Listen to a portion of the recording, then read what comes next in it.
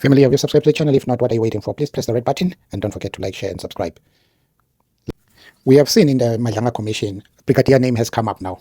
This is the proof that a lot of people have been suspicious of what Gininda has been doing in the case of Senzo. There is a lot that he has done that is not clear as to exactly how did he investigate the case of Senzo's death and come up with these 5 accused, when there is one person who is supposed to be accused number 6, who is believed in his own statement, Brigadier Gininda, that he is the one who ordered the killing of Senzo, but he is not behind bars. These are the kind of things that we are saying up to today. He took the case as if it was a cold case when it was not a cold case. As we see his pictures, he doesn't want his face to be seen by the public that he is working for, because those are the people who are paying Brigadier Gininda, but he never wants. And he goes to court carrying a gun that he is above the law. How can, as we see these pictures here, this was an inspection in loco, whereby they went to the scene of crime, whereby the accused person said he was tortured in that place. So they had to go. The court was moved from Pretoria to that scene of crime. As Gininda, as a witness, he was still under oath, but he decided to carry a gun and hide his face and go to the scene of crime. When there was so much security, he was also protected. Even if he didn't carry the gun, not hiding his face, there was no reason for that. That is the proof, what we are getting in the MADLANGA Commission now. The guy who's testifying there, telling us about Brigadier Gininda, we start to understand and connect the dots to understand who Brigadier Gininda is. It is, I would like anybody who will come to this video, please take your time. Persons classified as high risk. Do you want to tell the commission about that? Yes, in his recommendation, he recommended a 24-hour security where we concerned. So meaning now that was a start of us losing our lives, more like going to prison. Thank you, Witness B. At paragraph 86, you talk about an event that happens during the week of the 12th of August with members of the cold case unit. Can you tell the commission about that? Oh yes, on the 12th of August, we, for some reason, I believe we were at the office for something, and then 2 gentlemen came in, and then they said they were from cold case, of which one introduced himself as Dion Mlaudzi. They were sent from their office to request the Vernagen case with all sub dockets that it goes with. And then, fortunately enough that we were in the office, I was able to jump into say, no, those the kids are at DPP. In actual fact, they were not even at DPP because we were shocked in a manner. Why? The first thing that came to our mind, why cold case is interested in this case, that it's so hot. And then Witness B? They need to communicate through our commander, that would be Brigadier Hopani. Yes, Witness. That's what it's then they left. But shortly after they left, I also got another Witness call. B? Witness B, before you deal with the call that you get, Commissioner Baloyi has a question. Yes. Witness B is about the Sergeant Mlaudzi and the person he was with. Did they explain to you why they are collecting this docket, the main docket and its sub dockets from you? Why it should go to cold case? So no, Commissioner, they didn't explain. And you didn't ask? I did not ask. Okay, thank you. Thank you, Ms. Thank you, Commissioner Baloyi. Witness B, in paragraph 87, you talk about the cases traditionally dealt with under the cold case unit. Can you explain this to the commission? Normally, the case that will be referred to as cold case, it's where all investigation has been exhausted and nothing come forth. So, meaning no breakthrough on that case, then it will be referred to as a cold case. Doesn't mean now we stop investigating, but not actively as before. Then a cold case will be dealing with such. And for completeness, did Vereniging and its sub-dockets fall within this category? No, that's why I used the word that was so hot, because number one, it was fairly not that old. It was a decade that was just opened April. This incident happened in August. Nevertheless, that what is the period? The fact is, people were arrested. It's a court-going case. It can never be classified as cold. And at paragraph 88, you then deal with a meeting that you had with Major General Khumalo. Can you tell the commission about this meeting?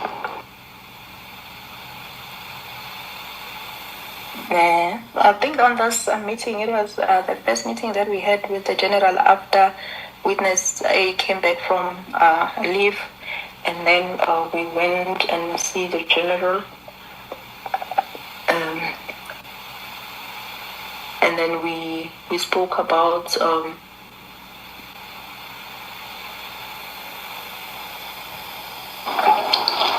Witness B? Yes. Oh, you can still hear us. Okay. Yes, we spoke about the progress of the investigation from then on. Then we were directed that from then on we'll be reporting to him for the guidance on the docket and the responsibility for our safety, and the docket were formally transferred to General Likalakala, who was going to take us through from then on. And do you know what position General Likalakala holds? Oh, he's at Gauteng Counterintelligence. Thank you. Witness B, in paragraph 89, you then say that on the same day as the meeting, you then receive a call related again to the cold case unit. Can you tell the commission about this call?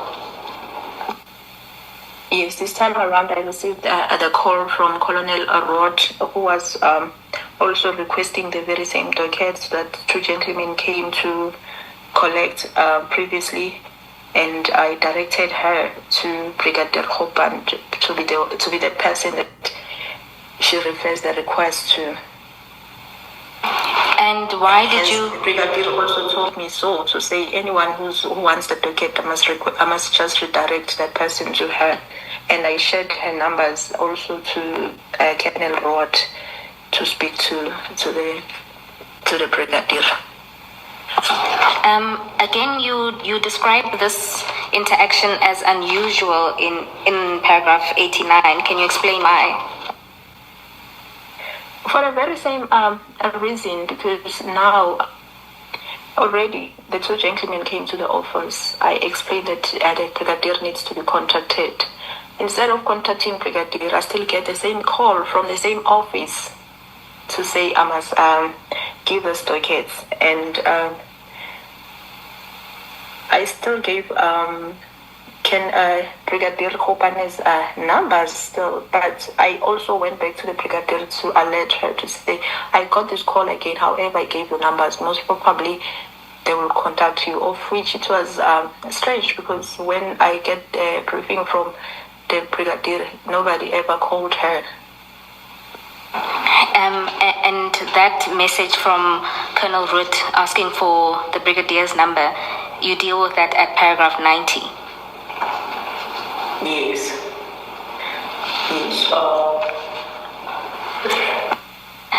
Witness B, in that paragraph, you explain that you later approached Colonel Root for a statement. Can you explain to the commission why you approached her for a statement and what the outcome of that was? Later on, during the course of our investigation, I was instructed by the commander here to say we must get the statement talking to the, because he wanted to understand the reason why, in the first place, the docket was requested. And then we first spoke over the phone, and she said it's okay, I can come see her. I went to her office under the impression that I will get this the statement. However, when I got there, she said no, she was acting on the instruction from her superior, being Brigadier Gininda. Therefore, she needs to check with him first, and then he said she will call me. But then when I make a follow up, then she sent me a message to say I shouldn't be asking a statement from her. I must revert back to my general, and this matter will be handled at that level. And Brigadier Gininda, do you know the Brigadier's title? Pardon? What is Brigadier Gininda's position? Oh, she's a commander. It's called case unit.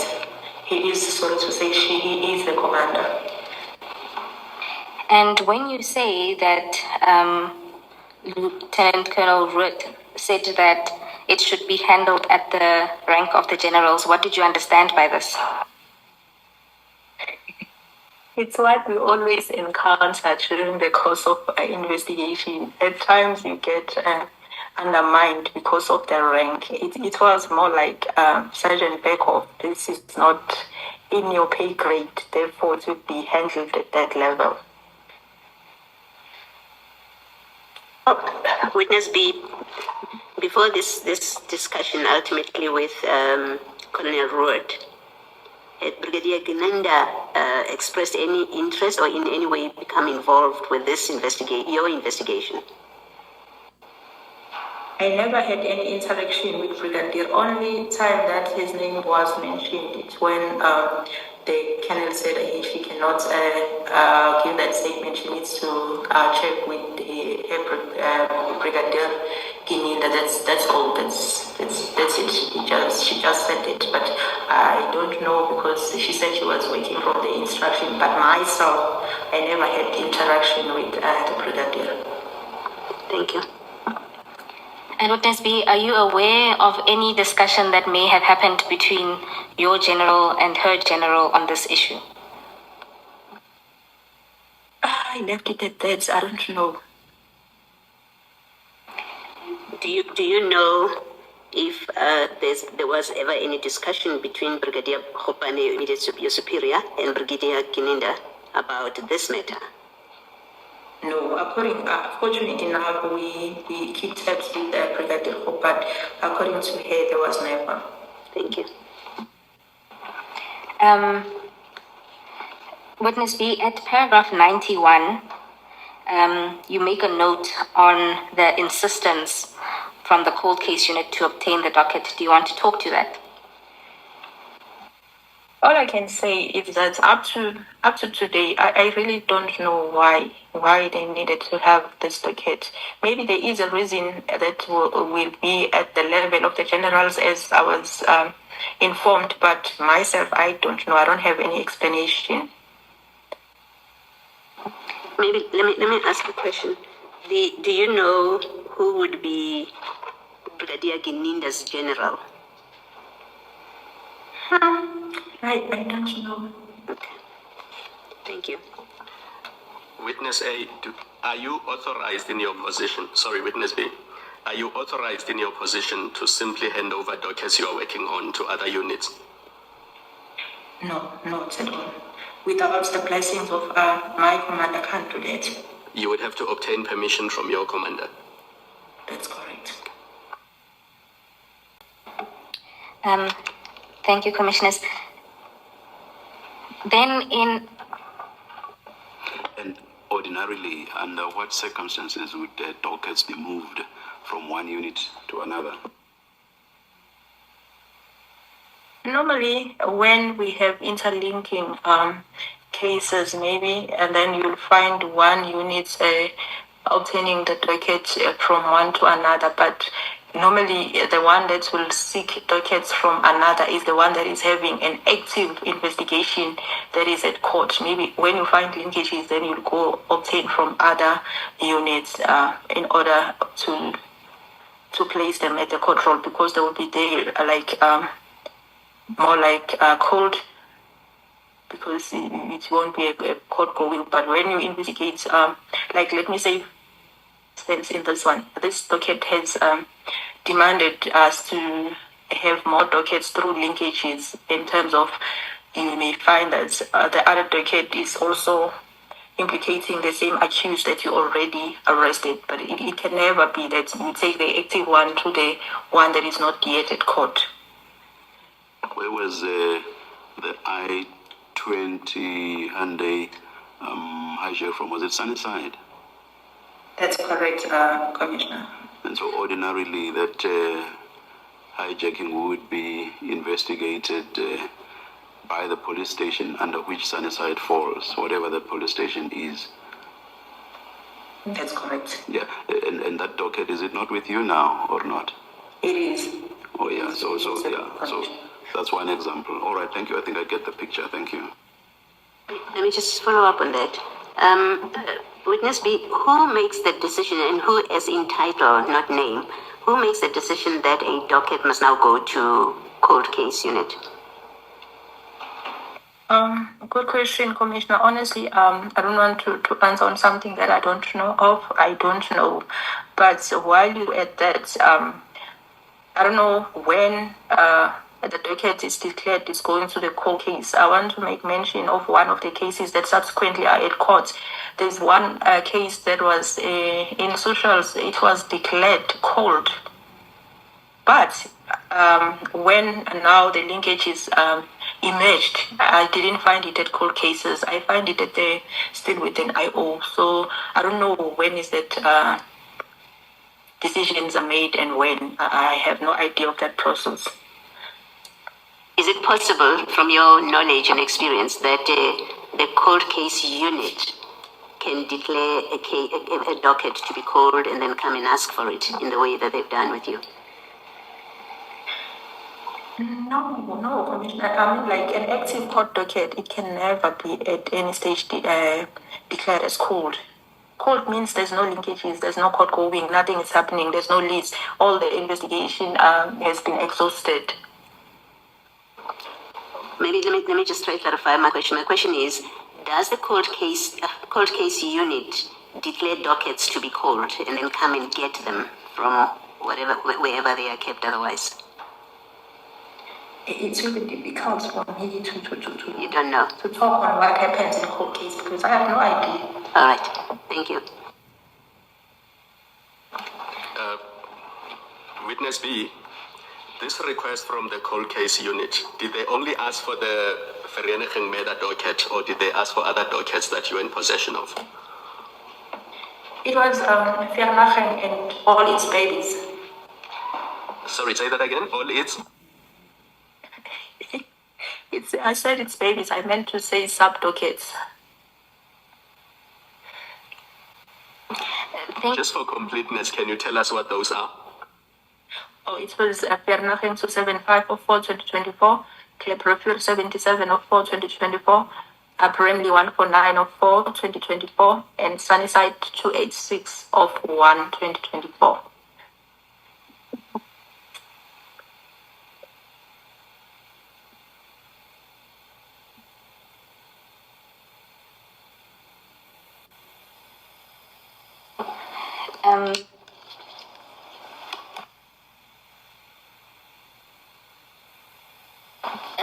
Commissioners, I was just trying to cross-reference, and I'll find the reference to General Masamola's evidence. And part of it was that the cold case unit is in his office.